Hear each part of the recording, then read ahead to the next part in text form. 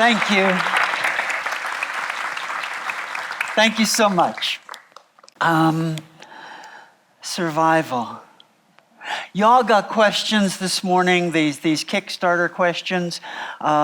What's your gender and why?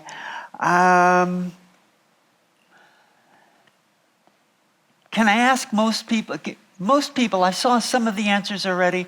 I just know. You just know you're a man, you just know you're a woman. Can I see hands? Okay. Hands of I'm a man or a woman because that's what I was assigned at birth. Hands of people who didn't answer at all. All right, fair enough. Okay. I grew up, I was born in 1948, so I'm very, very, very old. I was there when gender was created. We were all sitting around in the cave, and someone got the bright idea, said, oh, look, Zelda has an innie, and Fred has an outie. And that was gender. It hasn't progressed very much since then. Growing up in the 50s, I did not feel like a boy. I was assigned male at birth. I did not feel like a boy. It just didn't work for me. But I pretended, I looked, I watched guys, so how do they do things, Yeah, right, you do that. And I got pretty good at it, but it still didn't feel right. I took, when I was 21, I took a side journey into the Church of Scientology. Which is a lot more embarrassing than anything else I have to say about my life. I left 12 years later with a good idea of how not to live my life. But still did not feel like a man. Finally went through with gender transition in 1984 and popped out the other side, and I was a woman. Except I didn't quite know how to do that either. Nothing really came natural. So I started, watching women and how you do things, and learned how to do it. And finally figured, fuck it. I'm not a man and I'm not a woman. This is a world that insists you be one or the other. How do you survive when you know you're not either? And that's my journey, and that's what I'm going to talk about. Survival beyond the binary. Anyone not know what a binary is? Let's get that out of the way. Y'all know. Far fucking out. Okay. The gender binary. People talk about it. There's now people who say, I'm non-binary gender. I want to look at the structure of a binary. A binary it's easy to talk about. I'm going to show you a very well-crafted slide. Let's imagine this circle is gender. Everything about gender is inside this circle. Men, boys, all gender identities. Men, boys, women, girls, feminism is in there, misogyny is in there. Anything you want to think about, gender attitudes, gender roles, gender expression, how you dress, everything is in there.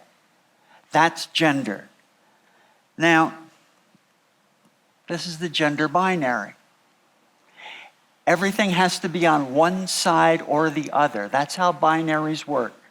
It has to be on one side or the other. It has to be on male or female. Can't be on both ever. Can't be outside the circle. Can't switch back and forth. That's the gender binary. The problem with that comes when one side says, hey, I like what's on the other side. I want some of that. And you get this grabbing or taking, I like that from the other side. And in the binary, that's always seen as an attack. Right? Oh, I want some of that goodie that men have. Oh, I want some of that goodie that women have. It's seen as, you're taking what I have. You're taking what I deserve. So any kind of expansion, any kind of growth on behalf of a person on one side of the binary or another is always seen as an attack. The nature of a binary is the nature of a battlefield. There's no possibility for cooperation. There's no possibility really for coalition. And side note, gender is not the only binary, of course.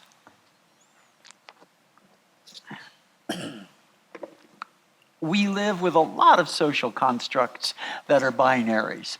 And social constructs that have grounding in biology, of course. Age is one. You're young or you're old. Sexuality is one. You're gay or you're straight. Race, you're a person of color or you're white. The idea that you have to be one or the other is hard to survive if you feel like you're neither or maybe a little bit of both, or you just like to wander around in those particular binaries. Now, when it comes to gender specifically, if you enter, we got the gender binary, if you enter a third, if you enter something that's undeniably a third, what happens is the binary goes boom. And you're left back with that same big circle. Gender is still there, but it's no longer a binary.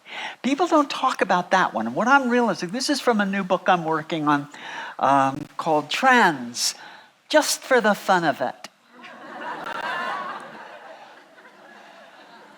I'm going to get in so much trouble. The subtitle is going to save my ass. The subtitle is Compassionate Gender Strategies for Divisive Times. So what's left if gender is not, in fact, a binary? A possibility is gender is a dialectic. I made this up. I made the word up. It comes from, dialectical behavior, struggle to try and reach a resolution. But there's no word for once you've reached the resolution, what is it? I'm calling it a dialectic. Everything about gender is still in there. Men and women are still in there. There's also the gender binary is still in there. You can look at gender as a binary. Why not? You can also look at gender as boys and girls, gentlemen and ladies, butches and femmes, kings and queens, cisgender and transgender. But that's not all. You can look at binary as a spiral. You can look at binary as yin-yang. You can look at binary in so many different ways, as a spectrum, as a color wheel. You can even put that color wheel in motion and go, that's what gender really is. You can say, oh, there are people who are neither men nor women, and they have their own little symbol. When somebody in the gender dialectic wants more rights, wants more power, wants more of what other people take for granted, there's room for it. There's room for growth. The nature of a gender dialectic as opposed to a gender binary, where a gender binary, the nature of it is a battlefield, the nature of this thing, a dialectic, is a playground. Sure, there are bullies in the playground. But there's possibility for cooperation. There's possibility for coalition. And everybody can just move around and have a whole lot of fun. That's the deal. So it's easier to survive in a playground than it is to survive in a battlefield. So how do we change the gender battlefield into a playground? How do you survive this either or, this insistence that you be one or the other? Who's got the answer to that one? This guy. I love this guy. I attended a teaching with the Dalai Lama 4 years ago at the Beacon Theater in New York City. Me and 3,000 other people. We had a 2-day teaching with the guy.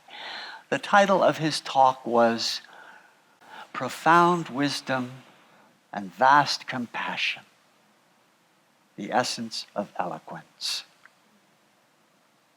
I wish I could write titles like that. You know, I write things like trans just for the fun of it. Wacka wacka. Oh.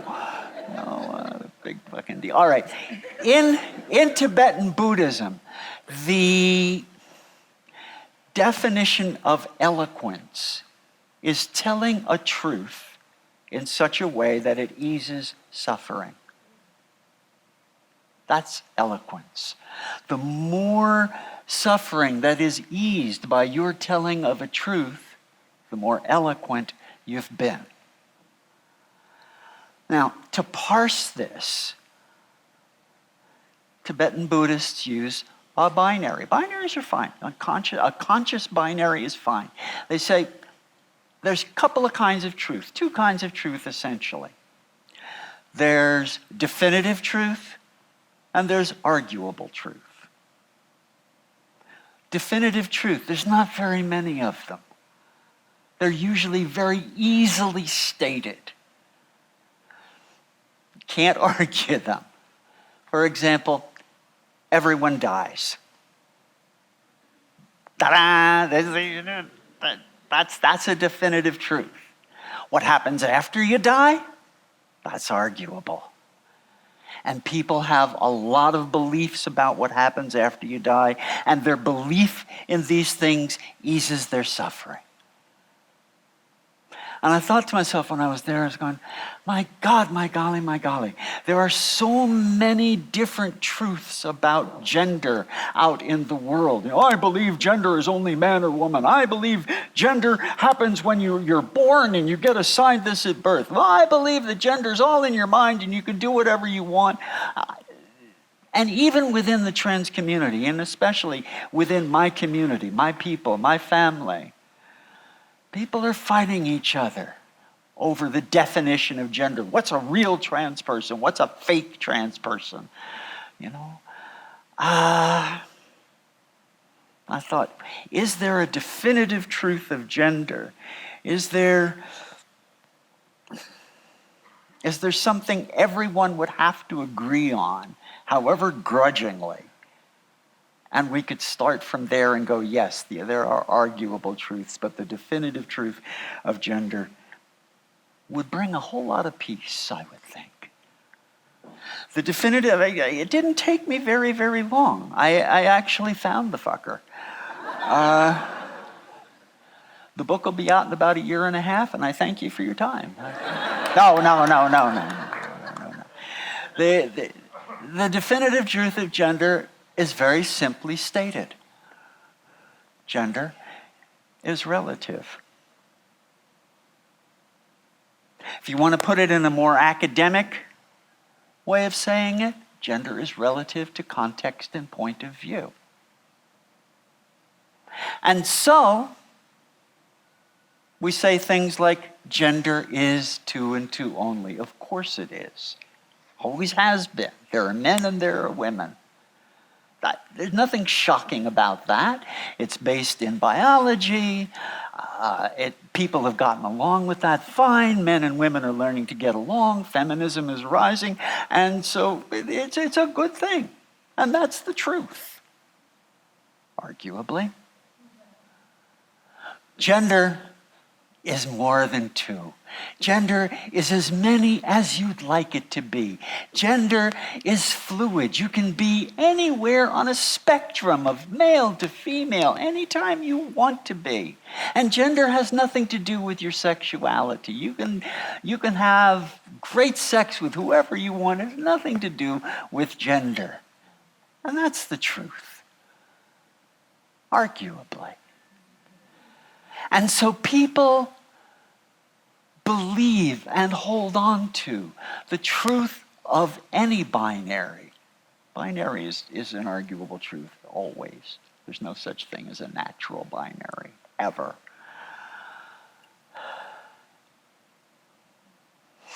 So, this idea of the definitive truth of gender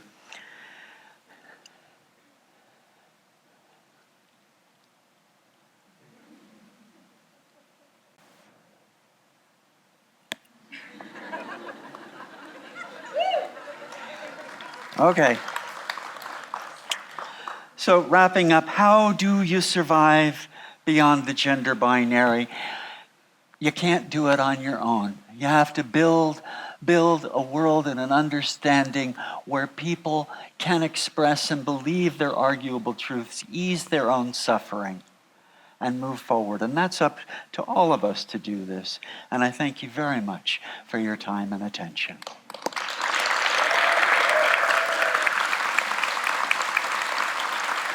Thank you.